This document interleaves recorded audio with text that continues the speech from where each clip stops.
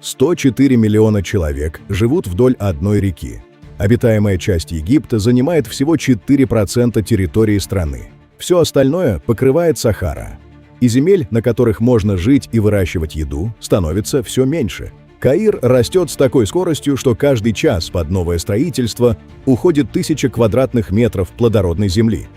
Этот процесс уже невозможно остановить. 5000 лет Египет держится на Ниле. Эта река дала жизнь одной из величайших цивилизаций в истории. Но сегодня ее уже недостаточно для страны, население которой за 30 лет выросло вдвое. Поэтому Египет решил сделать то, что до него не делал никто – провести воду на 310 километров вглубь Сахары, построить гигантскую насосную станцию посреди озера и заставить мертвый песок выращивать пшеницу. Они решили создать второй Нил там, где никогда не было жизни. Площадь Египта составляет 1 миллион квадратных километров. Это больше, чем Франция и Германия вместе. Но все население страны живет на территории всего 40 тысяч квадратных километров. Это меньше Нидерландов. За пределами этой территории начинается Сахара.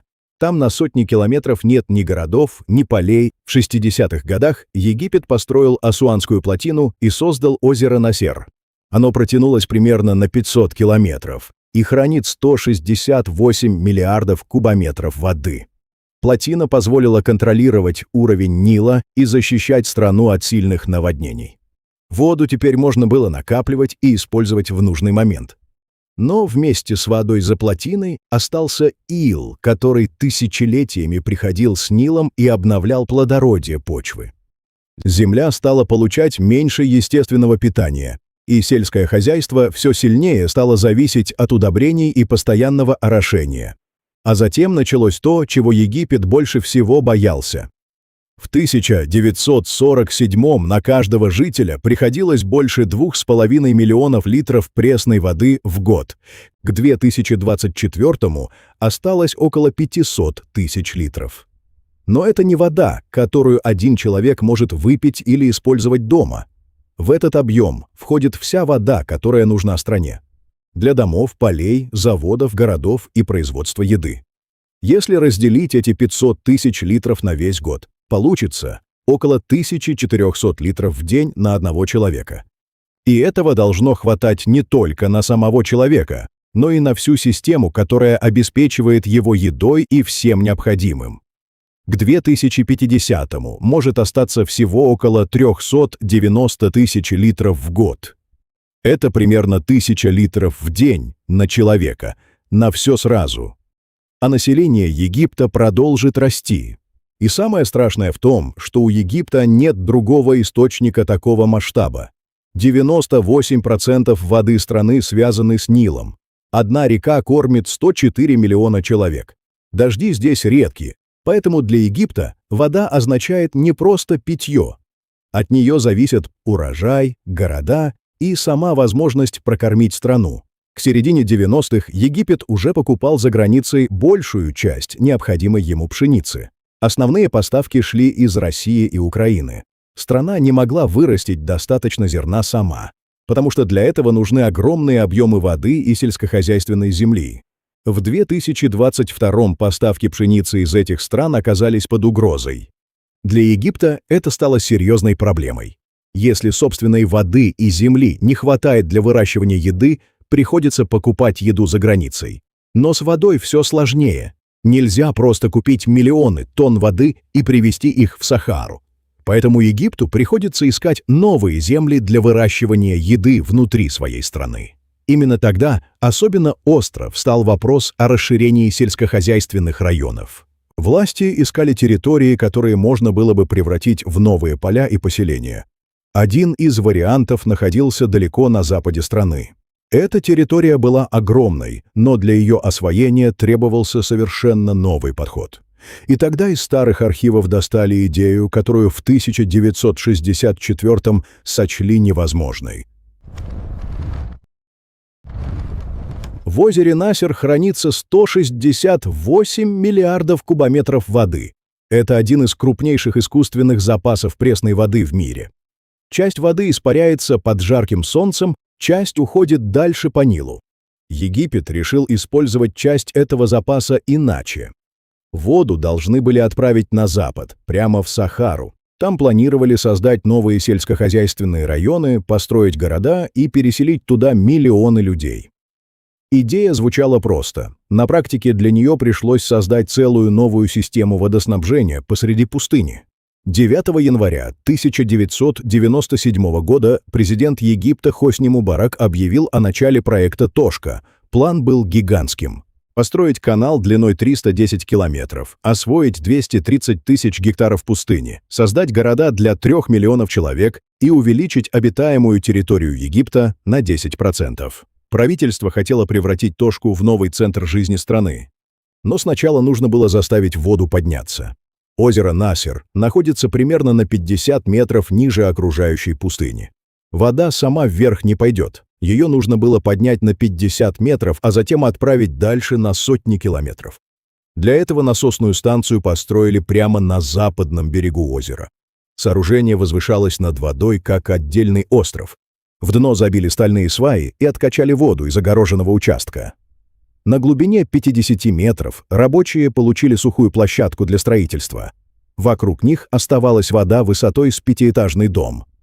Фундамент оказался отдельной задачей. При температуре 50 градусов рабочие бурили скважины еще на 15 метров в песчаник.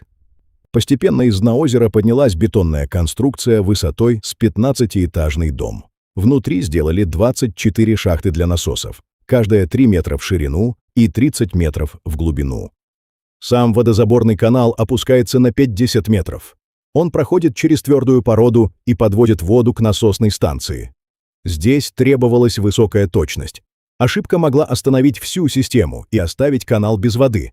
24 насоса весили по 35 тонн каждый. Их доставляли на баржах прямо к станции и медленно опускали в глубокие шахты. Скорость составляла около 1 метра в минуту.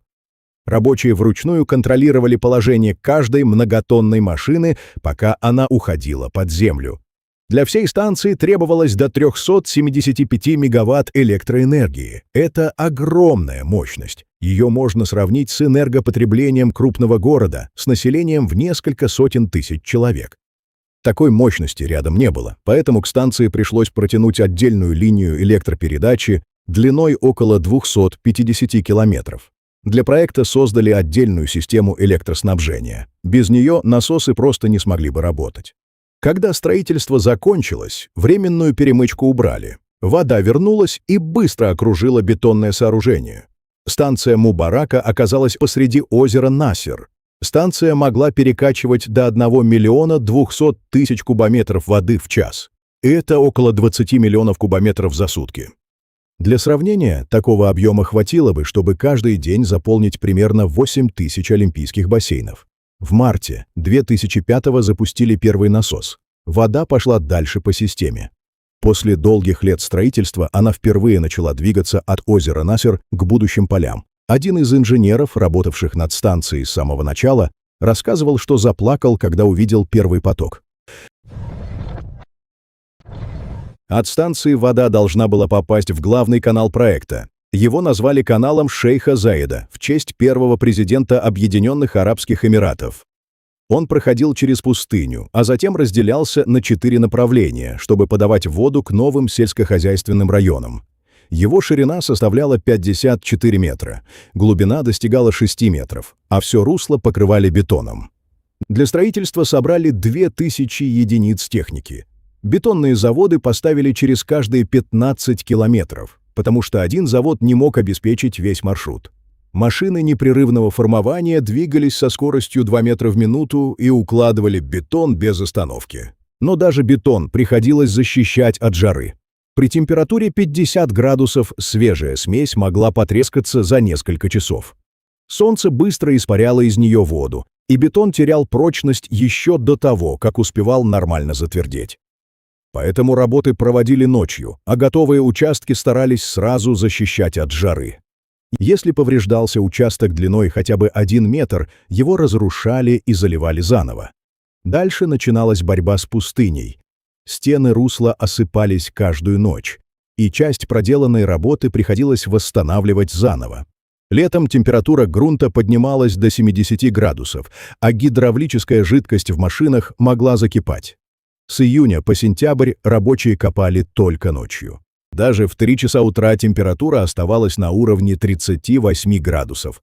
Затем на пути встал гранитный хребет длиной 9 километров. Обойти его было нельзя. 8000 тонн взрывчатки заложили в скважины по всей зоне работ. Заряды подрывали поэтапно, после чего разрушенную породу загружали и вывозили. Прогремел крупнейший промышленный взрыв в истории Египта.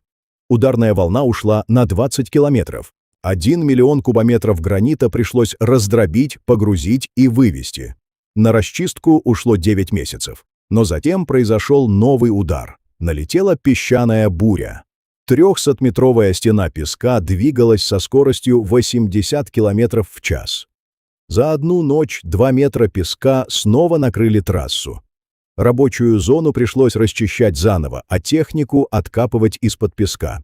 Иногда после одного шторма приходилось заново определять границы уже расчищенного участка. 10 тысяч рабочих находились в 400 километрах от ближайшего города. Каждый день сюда доставляли воду, еду, топливо, запчасти и все необходимое для работы техники. Любая серьезная поломка могла остановить сразу несколько участков строительства. А затем из земли пошла вода. Это была древняя вода, насыщенная солью. Если она попадала в систему орошения, соль могла накапливаться в почве и уничтожать будущие посевы. Поэтому вдоль русла построили глубокую стену. Она уходила на 25 метров вниз и перекрывала соленый подземный слой. Так воду из подземного горизонта не допускали к будущим полям. За время строительства из земли вынули 80 миллионов кубометров грунта. Часть использовали для рабочих площадок и подъездных дорог. Материал, который извлекали из земли, сразу возвращали в проект и превращали в его инфраструктуру. Но пока рабочие сражались с пустыней, сама вода уже начинала менять окружающий ландшафт.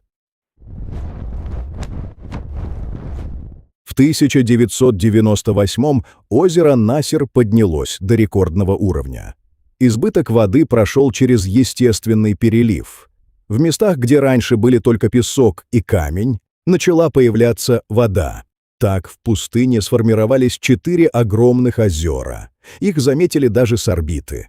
Астронавты увидели голубые пятна посреди огромного коричневого пространства. К 2002 озера достигли максимальной площади. В них быстро появилась жизнь. Из Нила сюда попала рыба, в том числе тиляпия и нильский окунь. Началась рыбалка. За год здесь добывали до 7000 тонн рыбы. Посреди пустыни появились лодки и рыбаки. Люди ловили рыбу там, где еще недавно была сухая земля. Но затем вода начала уходить. С 2006 озера стали быстро уменьшаться. Из-за засухи в районах, откуда Нил получает воду, приток снизился. Уровень озера Насер упал, естественный перелив прекратился. Самое западное озеро стало соленым. Рыба погибла. Зоопланктон исчез. К 2017-му 3 из 4 озер высохли полностью. Спутники показывали, как голубые водоемы становились все меньше, пока снова не исчезли в песке, но на этом история не закончилась. С 2019 по 2022 в Судане произошли сильные наводнения. В озеро Насер снова пришло больше воды. Уровень поднялся, и озера начали заполняться. Пустыня снова стала голубой. Эти озера полностью зависели от Нила. Когда воды становилось много, они появлялись. Когда уровень воды падал, они начинали исчезать. Вода приходила сюда только тогда, когда ее было достаточно в самом Ниле. К этому моменту основной канал был готов. Бетонное русло проходило через пустыню на сотни километров. Рядом с будущими полями уже стояли круговые оросительные установки. У каждой был металлический рычаг длиной 400 метров и 40 форсунок. Одна установка могла поливать 50 гектаров и медленно двигаться по кругу без остановки. Под землей проложили 320 километров труб. Они были настолько большими, что внутри мог стоять человек. Машины копали траншеи, рабочие сваривали трубы прямо на месте, а краны опускали их под землю. Через каждые 60 километров стояли дополнительные насосные станции. Они поддерживали давление и помогали воде двигаться дальше.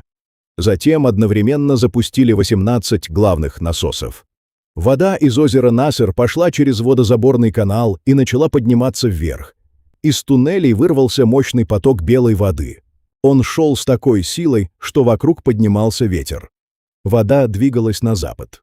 Через некоторое время она дошла до первой оросительной установки.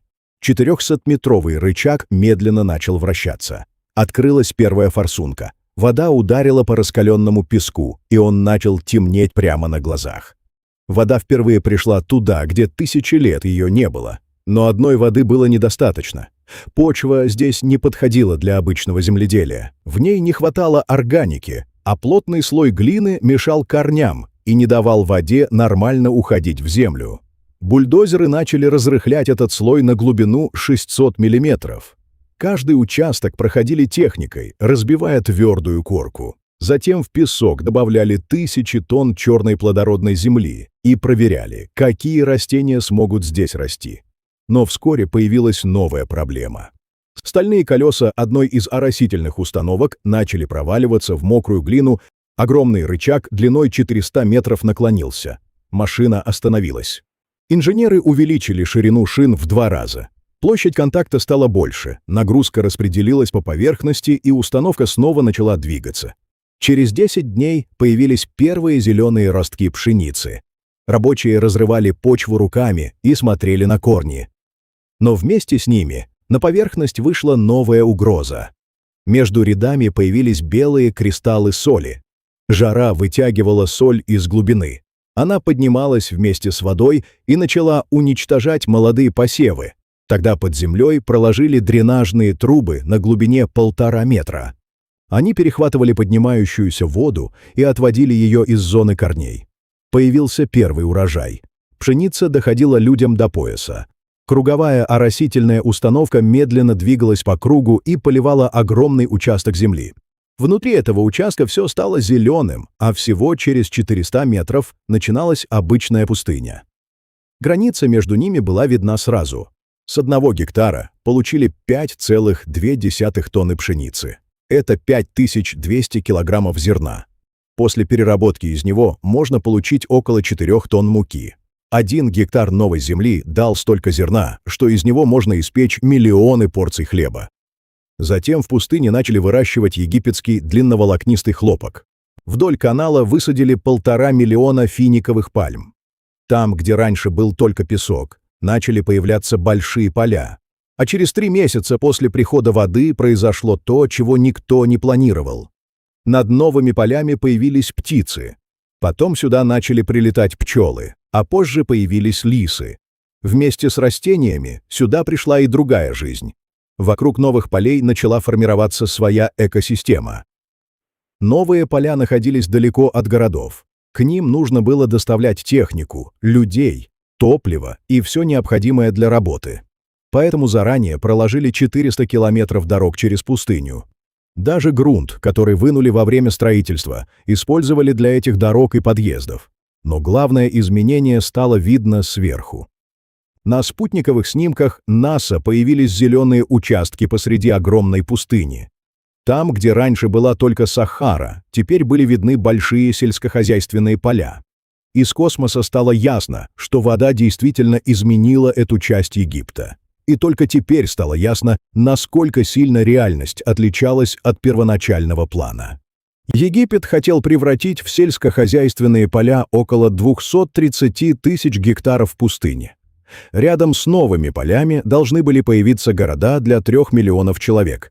Основной этап проекта планировали завершить к 2017-му. Но проект быстро начал отставать от плана. В 2005-м отменили второй этап. В 2008-м работы остановились. Проект, который должен был изменить карту Египта, начали называть провальным. Огромные планы не сбылись. Канал не дошел до конечной точки, новые города не появились, а большая часть запланированных земель так и не стала сельскохозяйственной. После революции 2011 года работы окончательно замерли. Но проблемы были не только в строительстве. Вокруг Тошки начались споры и из-за земли. В 1998-м саудовский принц Аль-Валид бин Талал купил около 42 тысяч гектаров в этой зоне. Сумма сделки не была раскрыта. Критики заявляли, что землю передали по слишком низкой цене. Проект должен был привлечь частные деньги и создать новые хозяйства. Но история этой сделки стала еще одним поводом для критики программы времен президента Мубарака. После революции у принца потребовали вернуть землю. Начались судебные разбирательства. Позже стороны заключили новое соглашение. При этом именно его ферма стала одной из немногих крупных ферм в Тошке, которые продолжили работать. Сотни местных жителей получили там работу и зарабатывали от 6 до 9 долларов в день. Самое интересное, что в 30 километрах от канала уже стояли четырехполосные дороги. Их построили заранее, рассчитывая, что рядом появятся новые города. Дороги уходили в пустыню и заканчивались там, где не было ни домов, ни людей. На обочинах оставались указатели с названиями будущих населенных пунктов. Посреди пустыни стоял рекламный щит, на котором была изображена будущая жизнь. Но за щитом был только песок и пустая дорога, уходящая в никуда. В 2014-м президент ас-Сиси решил вернуть Тошку к жизни. В проект снова вложили большие деньги и силы. К работе подключили десятки компаний, государственные структуры и армию. Начали расширять поля, строить новые системы орошения, устанавливать насосы и высаживать пальмы. В Тошке уже работают крупные фермы, где выращивают пшеницу, финики и другие культуры. Одна из них, по данным египетского правительства, считается крупнейшей в стране. Для финиковых пальм выделили около 17 тысяч гектаров земли. Здесь планируют выращивать около 2,5 миллионов деревьев. Но теперь над всем этим проектом появилась новая угроза, и Египет не может решить ее сам. В Эфиопии на Голубом Ниле построили огромную плотину «Великое Возрождение». За ней находится водохранилище, способное вместить около 74 миллиардов кубометров воды. Плотина нужна Эфиопии для выработки электричества, но для Египта она означает совсем другое. Голубой Нил приносит Египту большую часть воды Нила. Теперь часть этой воды сначала попадает в эфиопское водохранилище. В обычные годы Египет может этого почти не заметить. Но если начинается сильная засуха, ситуация меняется. Эфиопии нужно держать воду в своем водохранилище, а Египту в это же время нужна вода, чтобы наполнить озеро Насер, дать воду городам и спасти поля. И здесь Тошка оказывается особенно уязвимой. Вся вода для нового сельского хозяйства идет через озеро Насер. Если его уровень сильно упадет, насосы станции Мубарака не смогут подавать прежний объем воды. Поля начнут получать меньше воды. Новые посадки окажутся под угрозой, а дальнейшее расширение проекта придется остановить. Получается очень жесткая ситуация. Египет потратил десятилетия и огромные деньги, чтобы создать новую землю в пустыне. Но теперь будущее этих полей зависит от воды, которая приходит из другой страны. Египет требует заранее договориться о том, сколько воды должно поступать вниз по реке во время засухи. Эфиопия хочет сама решать, как использовать воду для своей плотины. Договор, который полностью устроил бы обе страны, так и не был достигнут. И получается самое обидное. Египет смог заставить пустыню давать урожай, но он не может сам решить, сколько воды получит завтра.